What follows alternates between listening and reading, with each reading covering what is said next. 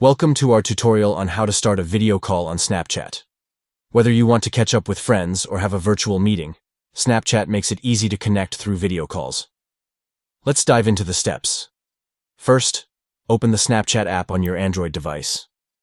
Look for the yellow ghost icon on your screen and tap to open the app. Once you're in, head to the chat section by tapping the chat icon at the bottom of the screen. Next, find the chat with the contact you want to call. Scroll through your conversations and tap on the chat with the person you want to video call. Once you're in the chat, look for the video icon located at the top right corner of the chat.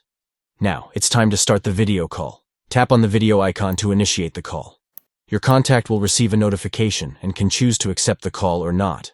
Once they accept, you'll be connected through a live video call where you can chat face to face. And there you have it.